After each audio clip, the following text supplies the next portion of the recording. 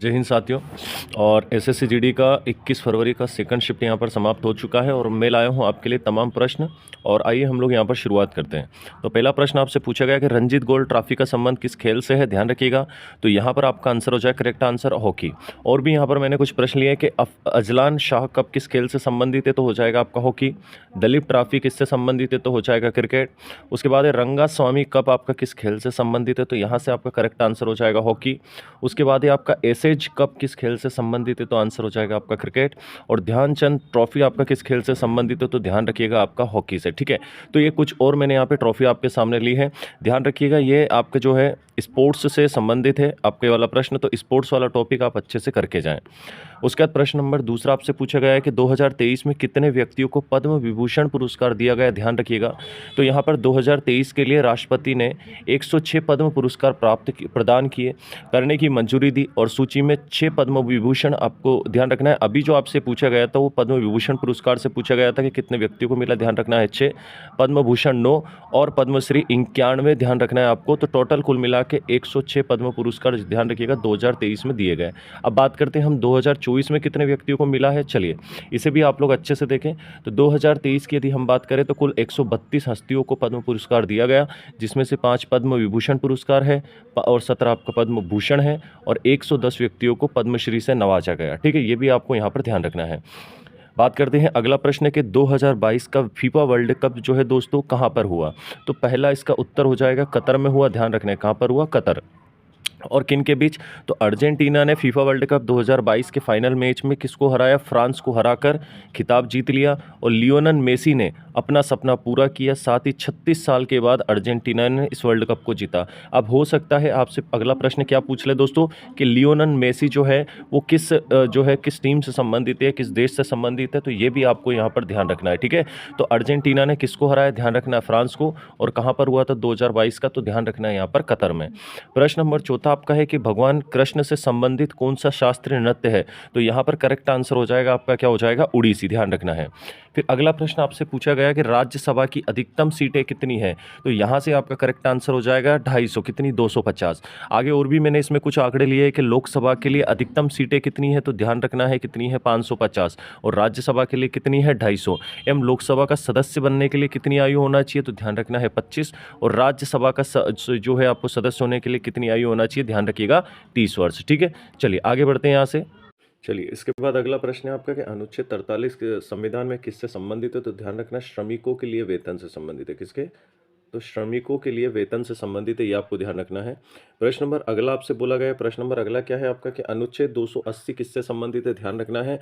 तो यहाँ से करेक्ट आंसर हो जाएगा आपका वित्त आयोग से। ठीक है, देखिए एक होता है धन विधेयक, ये भी आपको ध्यान रखना है, धन विधेयक। तो ये जो है आपका किससे संबंधित है, 110 से, तो इसको भी आपको पढ़ के जाना है। ठीक है, और यदि आपसे बजट का आपसे पूछा जाए, ध्यान रखना है, तो ये हो जाएगा अनुच्छेद नंबर 112 और धन विधेयक 110 और वित्त आयोग हो जाएगा आपका क्या, 280। ठीक, चलिए अगला प्रश्न देखते हैं।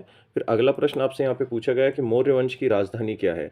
तो मौर्य वंश की आपकी राजधानी क्या हो जाएगी, तो यहाँ से करेक्ट हो जाएगा आपका मौर्य वंश की राजधानी क्या हो जाएगी मित्रों, ध्यान रखिएगा। तो यहाँ से मौर्य वंश की राजधानी क्या हो जाएगी आपकी, तो पाटलिपुत्र आपका यहाँ से करेक्ट आंसर हो जाएगा। इसी के साथ और कुछ आंकड़े मैंने यहाँ पर लिए कि मौर्य वंश का संस्थापक कौन है, ध्यान रखना है चंद्रगुप्त मौर्य है, जिनका जन्म 345 ईसा पूर्व में हुआ। और चंद्रगुप्त मौर्य जो है 322 में जो यहाँ पर है सिंहासन पर बैठा था, ध्यान रखना है। और 305 ईसा पूर्व में चंद्रगुप्त मौर्य ने सेल्यूकस निकेटर को हराया था। सेल्यूकस निकेटर कौन था, ध्यान रखना है, तो ये सिकंदर का सेनापति था। किसका सेनापति था, सिकंदर का सेनापति था सेल्यूकस निकेटर को। और चंद्रगुप्त मौर्य ने कब हराया था, ध्यान रखना है आपको, तो ये हराया था 305 ईसा पूर्व में। और 298 ईसा पूर्व में श्रवण बेलगोला में उपवास के दौरान चंद्रगुप्त मौर्य की क्या हो गई थी, मृत्यु। ध्यान रखना है जन्म कब हुआ था, तो जन्म कब हुआ था चंद्रगुप्त मौर्य का, तो ध्यान रखना है 345 में। और मृत्यु कब हुई थी, 298 में। ठीक है, चलिए आगे बढ़ते हैं यहाँ से। फिर आपका यहाँ पर केमिस्ट्री से कुछ प्रश्न था कि बेरियम हाइड्रोक्साइड का रासायनिक सूत्र क्या है। तो यहाँ से आपका करेक्ट आंसर क्या हो जाएगा, BaOH2। अच्छा, एक आपके लिए प्रश्न है, आप फटाफट से मुझे बताएंगे कि जो है आपका नीला थोता का रासायनिक सूत्र क्या है। चलिए फटाफट से कमेंट करके बताइए ईमानदारी से, नीला थोता का यहाँ पर जो है आपका रासायनिक सूत्र क्या है। प्रश्न नंबर 10 है आपका। प्रश्न नंबर 10 देखिए क्या दे रखा है कि अंकिता रेना किस खेल से संबंधित है। तो यहाँ से करेक्ट आंसर क्या हो जाएगा आपका, ध्यान रखिएगा, तो यहाँ से करेक्ट आंसर हो जाएगा टेनिस। क्या हो जाएगा मित्रों? टेनिस आपका जो है यहाँ पर करेक्ट आंसर हो जाएगा। ठीक है, देखिए चैनल को सब्सक्राइब जरूर करिए आप, ताकि आपको डेली का नोटिफिकेशन मिलता रहे। ये आपके बिल्कुल सटीक एनालिसिस करा है जो आपके एग्जैक्ट प्रश्न एग्जाम में पूछे गए हैं। प्रश्न नंबर 11 है कि कवर और मिड ऑफ के मध्य का जो शॉट होता है उससे क्या कहा जाता है? पहली बात तो ये है मित्रों, ये आपका जो है क्रिकेट से संबंधित है। किससे? क्रिकेट से। अब इसका जो करेक्ट आंसर हो जाएगा वो क्या हो जाएगा? Cover drive. यहाँ से करेक्ट आंसर क्या हो जाएगा? कवर ड्राइव आपका यहाँ से करेक्ट आंसर हो जाएगा। फिर आपसे प्रश्न नंबर 12 पूछा गया है कि 2011 में भारत की गरीबी दर कितनी थी? 11, माफ कीजिएगा 11। प्रत्येक 10 वर्ष में जनगणना को मापा जाता है, ध्यान रखिएगा। तो 2011 का आपसे पूछा गया है तो 22%। देखिए जनगणना वाला टॉपिक आप अच्छे से कवर करके जाएं। यहाँ से आपसे लगातार प्रश्न पूछे जा रहे हैं, इसलिए इस बात के लिए आप पहले से तैयारी करके जाएं। उसके बाद प्रश्न नंबर 13 है कि मौलिक अधिकार से कुछ प्रश्न पूछा गया था, एग्जैक्ट हमें नहीं मिल पाया है, इसलिए आप मौलिक अधिकार अच्छे से पढ़ के जाए, साथ में आप मौलिक कर्तव्य को भी अच्छे से पढ़ के जाइएगा। ठीक है, उसका प्रश्न नंबर 14 है कि करंट अफेयर। देखिए करंट अफेयर से लगातार 6-7 प्रश्न पूछे जा रहे हैं और कुछ नहीं करना है आपको। पिछले 8 माह का कितना? पिछले 8 माह का आपको बस करंट अफेयर्स पढ़ते जाना है। कितने? पिछले 8 माह का, ध्यान रखना है। लास्ट 8 मंथ का आपको यहाँ पर करंट अफेयर्स करके जाना है। चलिए इसके बाद हम लोग देखते हैं कि हिंदी, रीजनिंग और मैथ्स में आपसे किन किन टॉपिकों से प्रश्न पूछे गए हैं। हिंदी की यदि हम बात करें तो हिंदी में देखिएगा पर्यायवाची से आपके 2 से 3 प्रश्न पूछे गए, विलोम शब्द में 3 प्रश्न पूछे गए, शुद्ध वर्तनी से 2 प्रश्न, मुहावरे लोकोक्तियाँ से 2 प्रश्न, एक शब्द से 2 प्रश्न, तत्सम तद्भव से 1 प्रश्न, सार्थक शब्द से 1 प्रश्न। उसके बाद ये आपका समास से 1 प्रश्न। देखिए मैंने कल भी आपको कहा था समास आप अच्छे से पढ़ के जाए, और संधि में आया दोस्तों 1 से 2 प्रश्न। तो ये इतने ही टॉपिक से लगातार आपके एग्जाम में प्रश्न पूछे जा रहे हैं, तो इनको आप अच्छे। बात करते हैं गणित की, तो गणित में देखिएगा गणित में कौन कौन से टॉपिक से जो है प्रश्न आपसे पूछे जा रहे हैं। तो सबसे पहले साधारण ब्याज, साधारण ब्याज से आपसे प्रश्न पूछे जा रहे हैं। चक्रवृद्धि ब्याज से 2 प्रश्न, क्षेत्र मिति से 1 प्रश्न, लाभ हानि से और बट्टा से आपके 1 से 2 प्रश्न, ट्रेन से आपका 1 प्रश्न, समय और कार्य से आपसे प्रश्न पूछे जा रहे हैं। उसका औसत से प्रश्न आपसे लगातार बनते आ रहे हैं, और साथ में आपका बोर्ड मास से आपका प्रश्न यहाँ पर बन रहा है।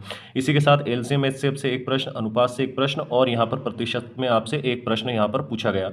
ठीक है, तो इतने ये जो टॉपिक आपके दिखाई दे रहे हैं, इन सभी टॉपिकों को आप जो है अच्छे से कवर करके जाएं। यहाँ से लगातार आपसे जो है एग्जाम में प्रश्न यहाँ पर बन रहे हैं। और यदि हम बात करें, चलिए तो ये तो हो गया आपका हिंदी और मैथ्स का। अब देखिए रीजनिंग की हम बात करें तो देखिए रीजनिंग में कौन कौन से टॉपिक से आज प्रश्न आए हैं। तो जो रीजनिंग से आपका है, कोडिंग डिकोडिंग से 3 प्रश्न लगातार यहाँ पर प्रश्न बन रहे हैं। लुप्त पद आपसे 2 से 3 पूछे गए, आकृति में चित्र आपसे पूछा गया है। ठीक है, और एग्जैक्ट हमें जानकारी नहीं मिल पाई है कि आकृति कौन सी आपसे पूछी जा रही है। ठीक है, वेन आरेख से आपसे प्रश्न पूछ रहा है, पेपर कटिंग से पूछा जा रहा है, वर्णमाला में 1 से 2 प्रश्न, दिशा दूरी से आज प्रश्न पूछा गया, कथन निष्कर्ष से प्रश्न पूछा जा रहा है, रक्त संबंध में आपसे 1 प्रश्न पूछा जा रहा है। और रक्त संबंध में आप थोड़ा सा ध्यान रखें, जैसे कि प्रश्न है कि A+B का पिता है। ठीक है ना, इस तरह से आप प्रश्न अच्छे से करके जाएं। और उसी के साथ आपसे मिरर इमेज से यहाँ पर आज भी प्रश्न आपसे पूछा गया।